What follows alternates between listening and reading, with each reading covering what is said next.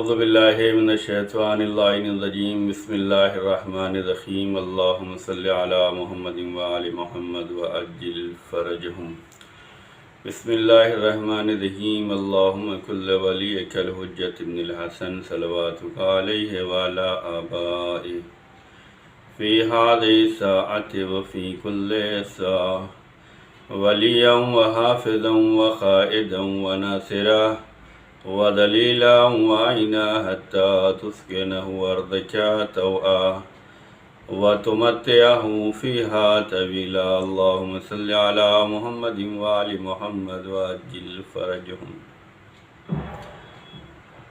حاضرین و ناظرین و سامعین کی خدمت میں پیغام جمعہ پیش کرنے کی سعادت حاصل کر رہا ہوں۔ دعا ہے کہ جہاں جہاں شیعان ہد کرار محبان اہل بیت اللہ تعالیٰ نے امام ہیں، پروردگار سب کی جان مال عزت آبرو کی حفاظت فرمائے، اس وبائے جہانی کا خاتمہ فرمائے، تمام مومنین اور مومنات کو صحت و سلامتی اور شفاء کاملہ اور عاجلہ نصیب فرمائے، آمین یا رب العالمین۔ آج کے پیغام جمعہ میں روز جمعہ کے فضائل اور اعمال اور ولادت بسعادت حضرت امام علی رضا علیہ السلام اور اس ہفتے کے واقعات جو عالم اسلام میں رونما ہوئے ہیں ان کا مختصر سا تذکرہ کروں گا انشاءاللہ۔ روز جمعہ مبارک دنوں میں سے ایک دن ہے اور یہ دن تمام دنوں کا سید و سردار ہے، اور یہ دن حضرت امام زمان اجل اللہ تعالیٰ فرج الشریف سے منسوب دن ہے۔ اس دن نیک کام کرنے کی جزا کئی گنا بڑھ جاتی ہے، اور اس دن برے کام کی سزا جو ہے کئی گنا ہو جاتی ہے۔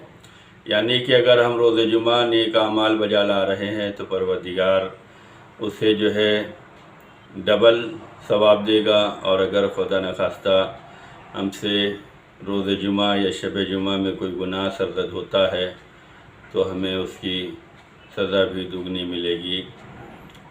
شب جمعہ اور روز جمعہ کا ہم سب کو احترام کرنا چاہیے، اور اس دن جو ہے ہم سب کو اعمال خیر زیادہ سے زیادہ بجا لانی چاہیے، اس لیے کہ شب جمعہ اور روز جمعہ اعمال خیر اگر بجا لاتے ہیں تو اس کا بھی ثواب زیادہ ہے، اور اگر خدا نخواستہ ہم نے شب جمعہ یا روز جمعہ گناہ کیا ہے تو اس گناہ کا عقاب بھی دو گنا ہوگا۔ تو ہم سب کو چاہیے کہ شب جمعہ اور روز جمعہ کو جو ہے دعاؤں اور مناجات کے ساتھ گزاریں۔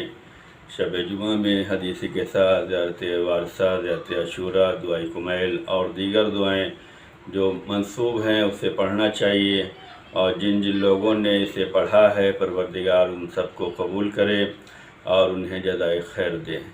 روز جمعہ جو سب سے پہلا عمل ہوتا ہے وہ نماز صبح کے بعد جو ہے دعائے ندبہ کا پڑھنا ہے، زیارت امام زمان علیہ السلام کا پڑھنا ہے، دعائے عہد کا پڑھنا ہے۔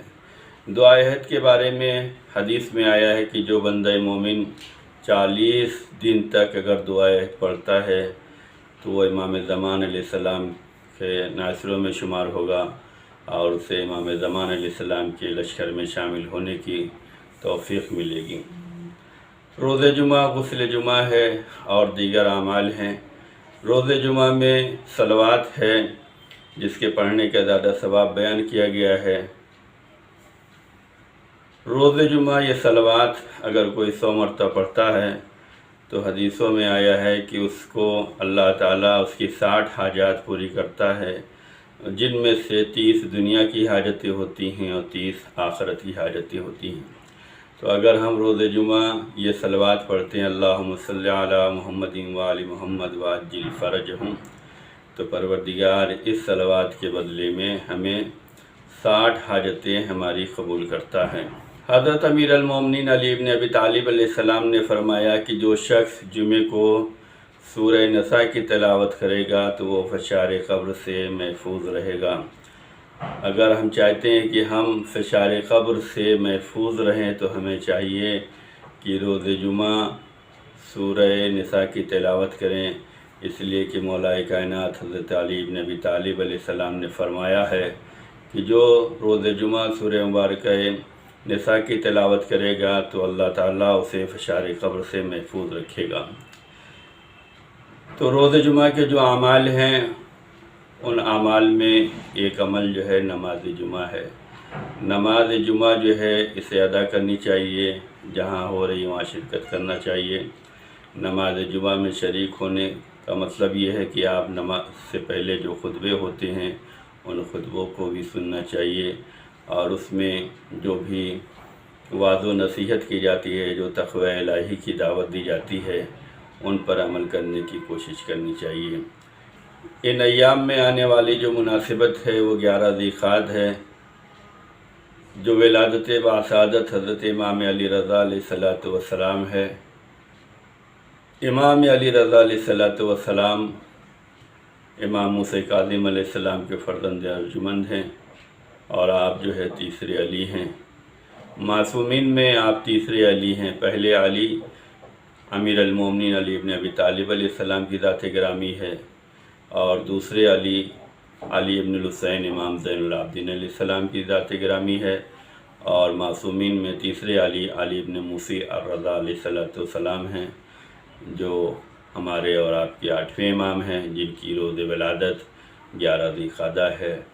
اور اس 11 ذی القعدہ کو ولادت باسعادت ہم سب انشاءاللہ جس طریقے سے ممکن ہو سکے گا منانے کی کوشش کرنی چاہیے، اور خاص طور سے اپنے گھروں میں امام کا تذکرہ کرنا چاہیے، امام کی تعلیمات اپنے بچوں کو بتلانی چاہیے، اور یہ کوشش کرنی چاہیے کہ ہم تعلیمات امام علی رضا علیہ السلام پر عمل کر سکیں اور ان کی سیرت کو اپنا سکیں اور ان کی تعلیمات کو اپنی زندگی میں نافذ کر سکیں۔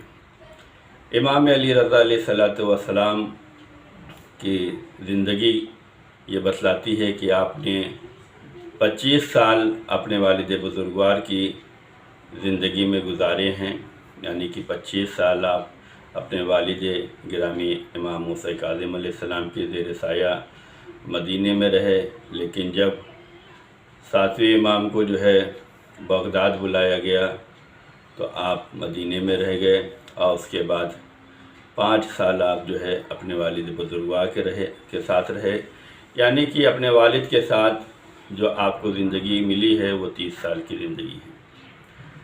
30 سال کی جب آپ کو عمر تھی تو آپ کے والد بزرگوار کو شہید کر دیا گیا، اور اس کے بعد آپ کو امامت ملی۔ آپ کی امامت کے لیے امام موسیٰ کاظم علیہ السلام نے جو ہے ہارون رشید کے ہاتھوں میں جو آپ کی قید ہوئی تھی اور جس میں آپ کو طلب کیا گیا تھا، تو مدینے سے چلتے ہوئے آپ نے پیروان اہل بیت کے درمیان اپنے جانشین کا انتخاب کیا تھا، جس میں یہ ملتا ہے کہ 17 آدمی جو ممتاز حیثیت رکھتے تھے ان کو جمع کر کے حضرت امام موسیٰ کاظم علیہ السلام نے حضرت امام علی رضا علیہ السلام کی جانشینی کا اعلان فرما دیا تھا۔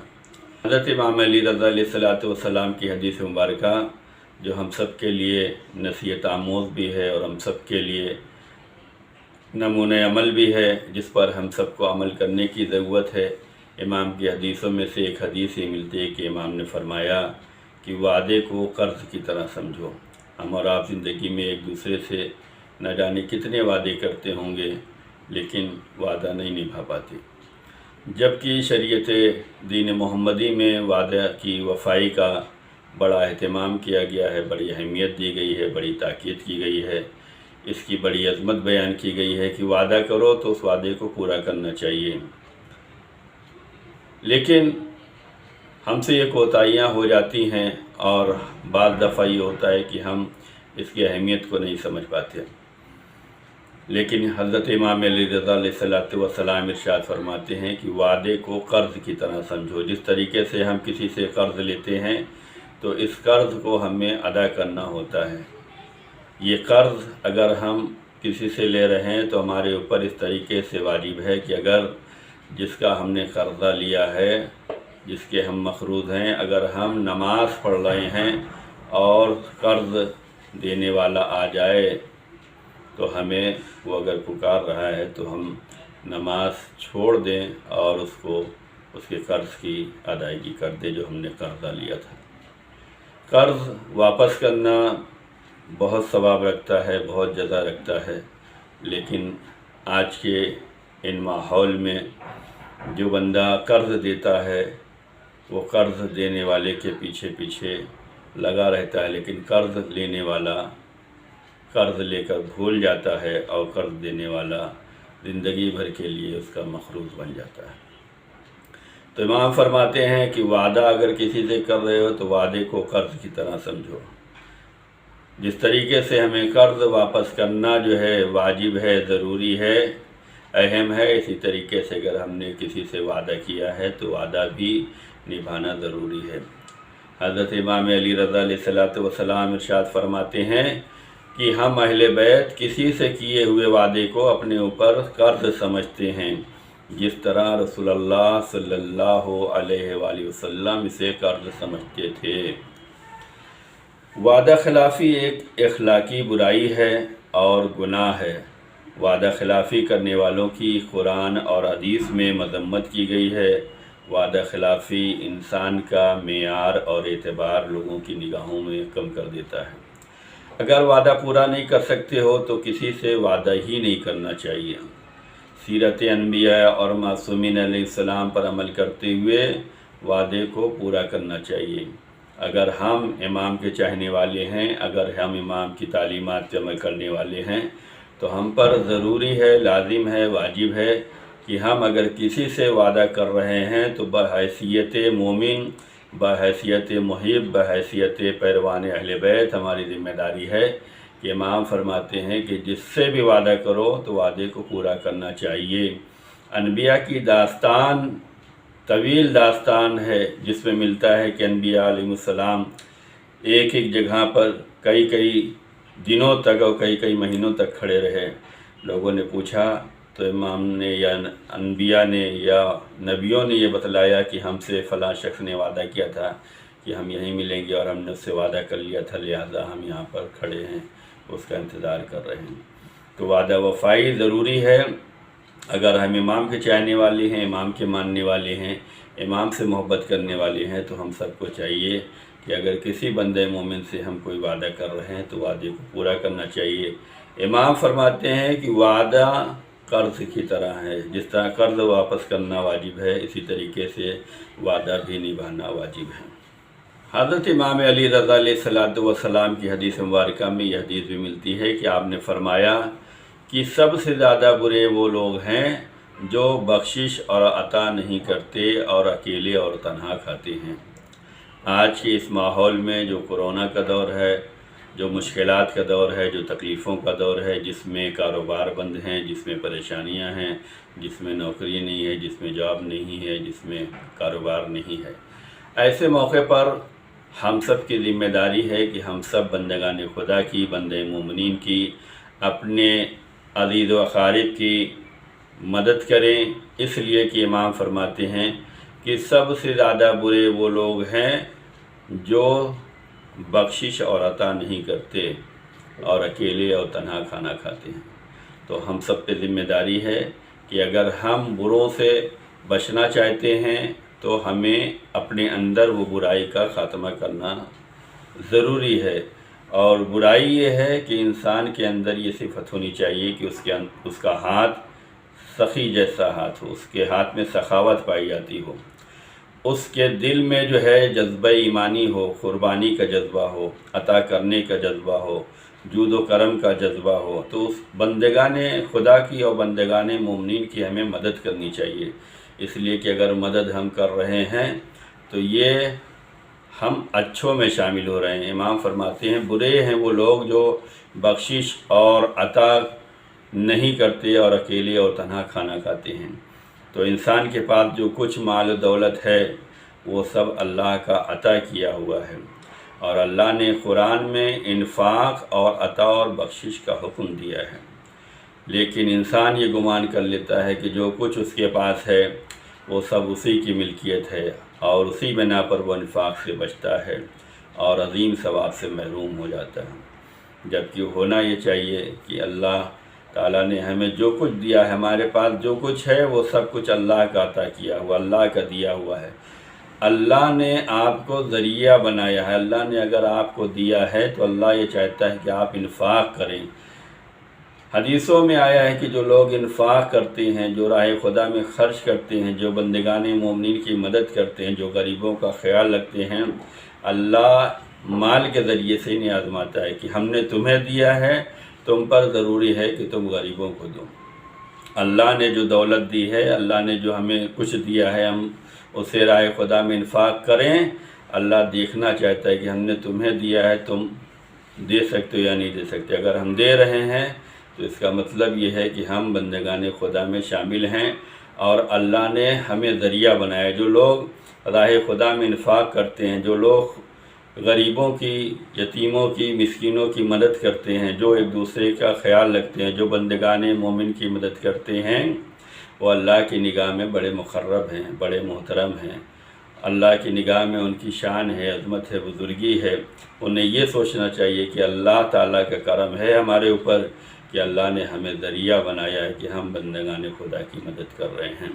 اور اگر خدا نخواستہ ہمارے پاس مال و دولت سب کچھ ہے اور ہم بندگان مومن کی مدد نہیں کر رہے ہیں تو ہم اللہ کے دیے ہوئے رزق کو جو ہے اپنے پاس چھپا کر رکھ رہے ہیں۔ قارون پر لعنت کرتے ہیں، فرعون پہ لعنت کرتے ہیں، شداد پہ لعنت کرتے ہیں، لیکن وہی صفات تو ہمارے اندر بھی ہیں۔ اگر ہم خرچ نہیں کر رہے ہیں، اللہ کا دیا ہوا مال اگر ہم خرچ نہیں کر رہے ہیں تو ہم بھی اپنے وقت کے قارون و فرعون ہیں، شداد ہیں۔ جبکہ ہونا یہ چاہیے کہ ہمارے پاس جو کچھ ہے وہ ہم ان میں سے انفاق کرتے رہیں، راہ خدا میں خرچ کرتے رہیں۔ کہیں زکوٰۃ کی شکل میں ہوتا ہے، کہیں خمس کی شکل میں ہوتا ہے، کہیں صدقے کی شکل میں ہوتا ہے، کہیں انفاق کی شکل میں ہوتا ہے، کہیں سخاوت کی شکل میں ہوتا ہے۔ تو جو کچھ ہمارے پاس ہے اس میں سے بندگان مومنین کا بھی حق ہے۔ امام فرماتے ہیں کہ برے ہیں وہ لوگ جو سخاوت نہ رکھتے ہوں، جو لوگوں کو عطا اور بخشش کا جذبہ نہ رکھتے ہوں اور اکیلے کھانا چاہتے ہوں کہ ہمارے پاس جو کچھ ہے سب ہمارا ہی ہے۔ ہمیں یہ یاد رکھنا چاہیے کہ ہمارے پاس جو کچھ ہے سب اللہ کا دیا ہوا ہے، اس نے ہمیں ذریعہ بنایا ہے۔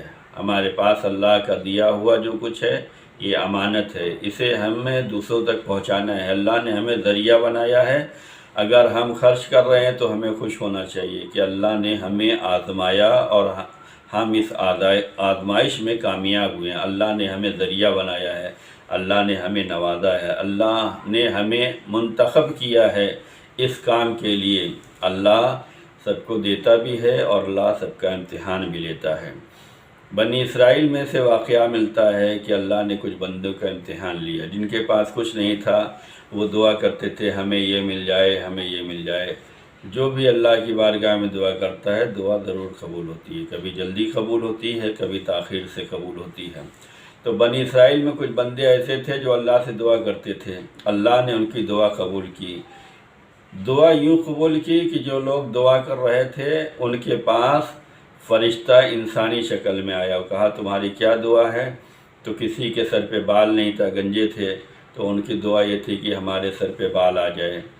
فرشتے نے جو انسانی شکل میں آیا تھا اس گنجے سے جو اس کی دعا یہ تھی کہ ہمارے سر پہ بال آ جائیں، فرشتے نے اس کے سر پہ ہاتھ پھیرا اور بال آ گیا۔ فرشتہ دوسرے انسان کے پاس پہنچا جو نابینا تھا، ایک آنکھ نہیں رکھتا تھا، کہا تمہاری کیا دعا ہے؟ کہا کہ ہماری دعا یہ ہے کہ ہمیں بینائی مل جائے، سب ہمیں دیکھتے ہیں ہم کسی کو نہیں دیکھ پاتے۔ فرشتے نے ان کے آنکھوں پہ اپنا ہاتھ پھیرا تو اس کو بینائی مل گئی، اس کی دعا بھی قبول ہو گئی۔ فرشتہ تیسرے کے پاس گیا، کہا تمہاری کیا دعا ہے؟ کہا ہمارے چہرے پہ یہ برس کا داغ ہے، لوگ دیکھتے ہیں کراہیت محسوس کرتے ہیں، اللہ کی بارگاہ میں دعا ہے یہ داغ ختم ہو جائے۔ فرشتے نے اس کے چہرے پہ ہاتھ پھیرا اور اس کا برس غائب ہو گیا۔ तीनों की दुआ कबूल हो गई। जिसके बाल नहीं थे बाल मिल गए, जिसको बीनाई नहीं थी उसे बीनाई मिल गई, जिसके चेहरे पे दाग था उसके दाग भी हट गए, सबकी दुआ कबूल हो गई। सब अपने कारोबार ज़िंदगी में मस्त हो गए। कुछ दिन के बाद अल्लाह ने फ़रिश्ते को इंसानी शक्ल में फिर भेजा, कहा जाओ जिनकी दिनों रात की दुआ थी उनको जाके मालूम करो, उनका इम्तिहान लो कि वो अपना गुज़रा हुआ ज़माना उन्हें याद है या नहीं याद है। देखो इम्तिहान में पूरे होते या नहीं होते। फ़रिश्ता इंसानी शक्ल में पहुंचा और कहा भाई अल्लाह ने तुम्हें नवाजा है, तुम अल्लाह के नाम पे दे दो। वही अल्लाह जिसने तुम्हारी दुआ कबूल की है। एक ज़माना था गंजे थे, बाल आ गया है, अल्लाह के नाम पे दे दो। वो नाराज़ हो कहता तुम कैसी बात कर रहे हो, हम कभी गंजे नहीं थे, हमारे सरों पर हमेशा बाल थे। और वो इम्तिहान में नाकाम हो गया। कहा कि नहीं, हाँ ये हमारी मेहनत की है, ये हमारी खून पसीने की कमाई है, इसे हम नहीं दे सकते, ये हमने मेहनत से कमाया है। फरिश्ता दूसरे के पास गया, कहा भाई अल्लाह के नाम पे दे दो। एक ज़माना था तुम की मबरूस थे, तुम्हारे चेहरे पे दाग थे, लोग कराहियत महसूस करते थे। उसने कहा कैसी बात करते हो, हम हमेशा के खूबसूरत इंसानों में शुमार किए जाते थे। आज जो कुछ हमारे पास कमाई है ये मेहनत की है, ये खून पसीने की है। फरिश्ता इंसानी शक्ल में तीसरे के पास पहुंचा, कहा भाई अल्लाह के नाम पे दे दो। एक ज़माना था तुम नाबीना थे, तुम्हारी दुआ ये थी कि बीनाई मिल जाए, अल्लाह ने तुम्हें नवाजा है। तो इन तीनों में से एक बंदे खुदा ने ये कहा कि हाँ हम पर जो कुछ है वो अल्लाह का करम है, वो उसकी बख्शिश है, वो उसकी अता है, उसकी वो मेहरबानी है कि उसने हमें नवाजा। एक ज़माना था हम ऐसे थे। जो कुछ तुम्हें चाहिए अल्लाह के नाम पर हम देने के लिए तैयार हैं। फरिश्ते ने कहा हमें कुछ चाहिए नहीं, हम तो खुदा की जानिब से इम्तिहान लेने के लिए आए थे, तुम इम्तिहान में कामयाब हो गए। इम्तिहान में कामयाब वही होता है जो खुदा के बताए हुए रास्ते पे चलता है, जो खुदा के लिए काम करना चाहता है, जो खुदा की मोहब्बत में काम करना चाहता है। अगर हमसे कोई खुदा के नाम पे मांग रहा है और वास्ता दे रहा है कि खुदा के नाम पे दे दो, उस खुदा के नाम पे जिसने तुम्हें दिया है, तो हमारे पास जो कुछ है वो सब कुछ खुदा का दिया हुआ है। कामयाब वही होंगे कि जो खुदा के लिए काम करेंगे, खुदा की मोहब्बत में काम करेंगे, जो बंदगाने खुदा के लिए काम करेंगे। इमाम फरमाते हैं कि बुरे हैं वो लोग जो सखावत नहीं करते, जो अता नहीं करते, जो बख्शिश नहीं करते, जो अकेले खाना चाहते हैं। तो हम सबको चाहिए कि इस दौर में हम सब की ज़्यादा ज़िम्मेदारी बनती है कि हम बंदगाने खुदा का ख़याल रख सकें। अगर हम बंदगाने खुदा का ख़याल रख रहे हैं तो इमाम के कौल के मुताबिक हम जो है अच्छों में शुमार किए जाएंगे। पैगाम जुमा में आखिरी मंजिल में हालात हाज़िरा की जानिब तवज्जो दिलाना चाहता हूँ कि सऊदी हुकूमत ने एक शिया नौजवान को फांसी देने का हुक्म दे दिया। इस शिया नौजवान को जो है 2015 से कैद खाने में रखा गया था और इस पे जो तरह तरह के इल्ज़ाम लगाए गए, उस इल्ज़ाम में एक इल्ज़ाम ये था कि इसने एहतजाज में शामिल होकर अपनी शमूलियत का जो है इजहार किया था। एहतजाज होते रहते हैं, हुकूमत के ख़िलाफ़ होते हैं, जुल्म के ख़िलाफ़ होते हैं, नाइंसाफ़ी के ख़िलाफ़ होते हैं। हर साहिबान ईमान की ज़िम्मेदारी ये होती है कि जहाँ पर भी जुल्म हो रहा हो जुल्म के ख़िलाफ़ आवाज़ बुलंद करे, जहाँ नाइंसाफ़ी हो रही हो नाइंसाफ़ी के ख़िलाफ़ जो है आवाज़ बुलंद करे, जहाँ पर मज़लूमीन का साथ देना हो वहाँ पर उसे अपनी आवाज़ मज़लूमों के हक़ में बुलंद करनी चाहिए। मुज़ाहरे और एहतजाजात होते रहते हैं। इस बच्चे ने जो है 2015 में मुज़ाहरे में शिरकत की थी और इसी शिरकत के जुर्म में जो है इसे कैद रखा गया था और अब जाकर सऊदी हुकूमत ने उसे फांसी देने की सज़ा सुनाई है। आखिर में दुआ है कि परवरदिगार जहाँ जहाँ शियान क़रार हैं, महिबान बैत हैं, ज़दारान इमाम हैं, उन सब की जान माल इज़्ज़त आबरू की हिफाजत फरमा। हम सब को अहले बैत की तालीमात पे अमल की तौफ़ीक दे। और कुछ बंदगान खुदा जो बीमार हैं, खुसूसी तौर पर मौलाना सैयद नादिर साहब क़िबला जो अफ़्रीका में मुक़ीम हैं, वहाँ पर تبلیغ دین انجام دے رہے ہیں، وہ ابھی مریض ہیں، ان کی صحت یابی کے لیے دعا کرنی ہے، اور خاص طور سے تمام مومنین کے لیے دعا کرتا ہوں کہ جہاں جہاں ہیں پروردگار سب کو صحت و سلامتی دے، شفاء کاملہ دے، عاجلہ دے، اور ہم سب کی روزی اور روزگار میں پروردگار برکت دے، ہم سب کے دلوں میں محبت اہل بیت قائم رہے، دائم رہے، اور ہم سب اہل بیت کی تعلیمات پر عمل کرتے رہیں اور تعلیمات اہل بیت کو نشر کرتے رہیں۔ اور اللہ کی بارگاہ میں دعا ہے پروردگار اپنے وعد آخر حضرت امام زمان علیہ السلام کے ظہور میں تعجیل فرما، ہم سب کو امام کے خادم و ناصروں میں شمار فرما۔ بسم اللہ الرحمن الرحیم، ان اللہ و ملائکتہ یصلون علی النبی یا ایھا الذین آمنوا صلوا علیہ وسلموا تسلیما، اللہم صل علی محمد وآل محمد وعجل فرجهم۔